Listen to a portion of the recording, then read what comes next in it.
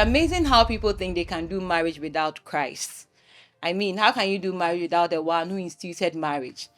If you have something and you don't have the manual to it, how are you able to use it?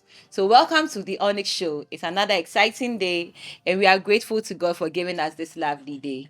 Today, we are still going on with our Marriage 101 series. So far, it's been so good and so deep. If you've not seen any of the previous episodes, please go to our channel and watch all of that, and I'm sure the Lord is going to bless you. This is changing lives, changing marriages, and making certain things new in various marriages, and we are grateful to God for that.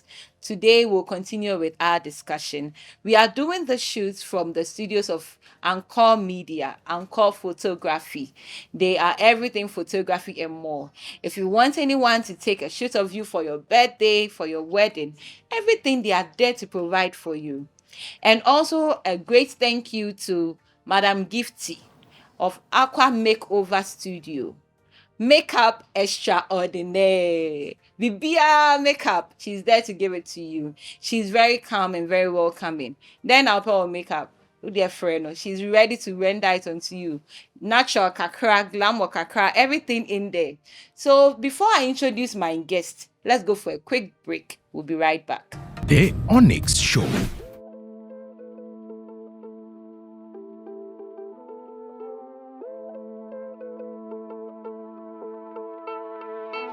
What were the shocks you got in your first year of marriage?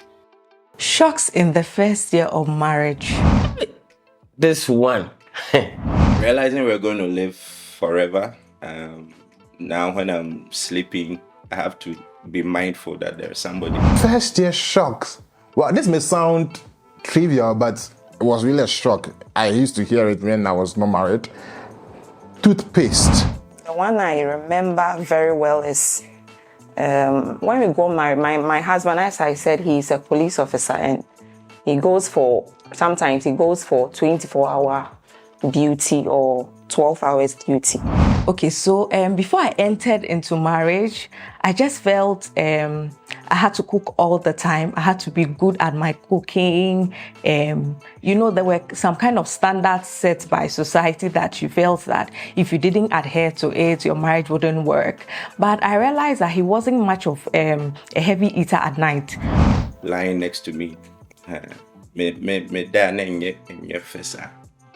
but that was one of the shocks, how to try and always be mindful that somebody is with me now. Yeah. Toothpaste, they said that some like to squeeze from the bottom, others like to squeeze from the middle.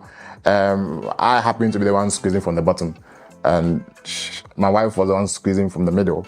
And it was I didn't want to consider that as a big challenge in marriage because I had heard it. And I didn't want to add my marriage to that long list of people who had that kind of experiences. So there was no way cooking heavy meals for him at night or work. Sometimes he would come and then he's just okay with beverage. So if I was to stick to that, it would have been a challenge for us. And one other thing was in-law management. Very funny.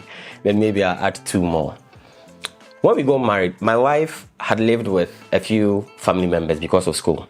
And she lived with this uncle. She works very hard. So, my warrior BD, things will be fine. I cook myself, I wash, I do everything myself. But when she came in, I felt, Charlie, what baby do boy? In the first week after marrying, after getting things for the house, the Nabi is like, let's go and get washing machine. Oh, Anna. A washing machine there. If she's watching, she'll be laughing. Washing machine there. Oh. I'm not often at home because I was doing some field stuff. I go in a month's time, I come home 1 week, I'm off. So what do we need washing machine for? You don't wear anything there like that. This thing became a heated argument. Buy washing machine, we won't buy. What do we need it for? It became a heated argument for some days. We were talking, but we were not really talking. I remember when we got married, he would come back from a 24 hours duty and they will call him again to come and replace somebody who got a sick excuse or something. And I was like, wow, into our really saying it? No. So I really prayed about this thing, seriously. I always dreaded how the relationship would be like, but thankfully it has been smooth, just giving equal respect to both parties. So it's just been okay. On the honeymoon day, it was a shock. Not a bad shock, but a good shock. Other aspects of toothpaste is where I will not want to mention the brands, but she's been used to one particular brand of toothpaste since her childhood. And I've been used another brand since my childhood. And here we are in one home trying to use one toothpaste. Okay, so the first time she went to the market, I told her, let's use my toothpaste. Okay, because I'm the head of the house. Now she tells me, okay, I'll sacrifice and then I'll use it. 2 weeks on, she uses mine and she's like, no, I want to go back to my toothpaste. So it became a bit of a problem. Okay, I said, okay, no problem. When you go to the market, buy your toothpaste, let me buy my toothpaste. And then it sort of settled the issue. Until one day, while I was brushing, I tried to use hers to just see how it feels like. I realized it wasn't that bad. So what I did was that I would use mine in the morning. In the evening, I'm going to sleep, I'll use her toothpaste. Then I got used to her toothpaste and I told her, okay, let us use yours. There was another thing also that came up, which had to do with family stuff. I'm the type, I'm not so much into extended family, these uncles, aunties, and whatever. But for my wife and the family, they are into each other. My uncle, my this one, my this one. Everything, my uncle, this, my auntie, that, my this one is Charlie. It became a very big issue. It's like, you are placing your family over us, let us do things our own way. I took it a World Cup and prayed about it that no, I shouldn't be in the house all alone. I got 24 hours, above another 12, no. So that was a shock for me. In fact, it was a serious shock. I never knew that when you marry and your wife takes seed. I'm a science student. I know something about marriage and pregnancy and all of that, estrogen, whatever. But Charlie, when my wife got pregnant, what should me? Before you realize, what did me? I will eat wache, I will eat. I was like, what at all do you want? The next moment she is happy, the next moment she is down, and you just have to try and put yourself into her shoes. And I never expected that, but the second one was better. Now we came to settle at 1. So even though it may sound trivial, it came to me as a shock. Why would we would have issues with toothpaste? The Onyx Show. Welcome back. So, like I said before, we are continuing with Marriage 101. I have some lovely guests with me. They've been on this set before. They are here once again. I'm sure you were excited those days when you heard them speaking. My 2 presidos, they are still in the house today. And my lovely Sheila, who is also Osofumame Bakope. She's my first Osofumame. So they are all here with me to discuss Marriage 101. Today, we are going to be asking about what the duty of the woman is. I'm sure we did that of the husband. Today, we want to know the duty of the wife together with other things. So I'll start with the woman. Asafuma Michela. So what are the duties of a wife in a home? I'm asking this because, there are young ones out there. All they see is the wedding. The nice decor, the chairs, the tables, the flowers and all of that. The dancing. And that's a only massacre to me worry. The dancing is one integral part of the wedding, but they don't really know what the duties of a wife is. So they go into their marriage and they want to run back because it looks like the demands are coming and they didn't expect it. So what should they know in preparation towards marriage, or even those who are in marriage and they are confused about what their duties are? What can you tell them? What can you share? Okay, so what I would want them to know is it's clear the duty of the wife is to help the husband. She's a helper. The Lord made the wife to be a helper to the husband. So you look at what the man has been called to do. So is he in ministry? Is he in business and all that? But So you look at where the man has been called and you see the role you can play in supporting him to fulfill his call, in as much as he's also supporting you to fulfill your call. We also look at the woman as a caregiver, the homemaker. I think it's inbuilt for women to generally be those who make the home and care for the home. Maybe because we carry the children for 9 months, it's inbuilt in us to be naturally, like, carers. We are able to care for the children better than the men do. I'm not saying that the men are not able to, but based on how we are made, we are able to even understand children, even when babies, even when they are crying. We know when it's time to change a diaper, or we know when this cry means that it's a diaper change time, or it's breastfeeding, yeah, or it's sleep time or breastfeeding time. So I think primarily we should know that we've been called to help whoever we are being joined together as husband. And aside that, know that we are the homemakers and arise to that call, and then every other thing will just fall in place. Wow. Wow.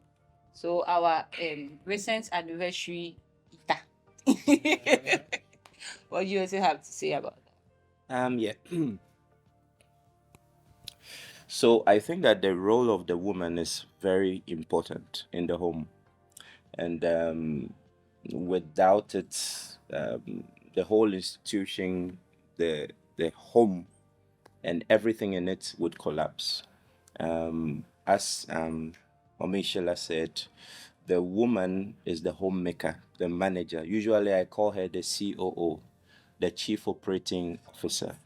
She ensures that every bit of the home works and keeps running. And as to how women are able to do that one, I've still not found out the mystery. But I think it's something God has made Right. them to be. Right. Yes. So you take a woman out of the home, and then it's a house. Wow. It's just a building, and people are trying to survive.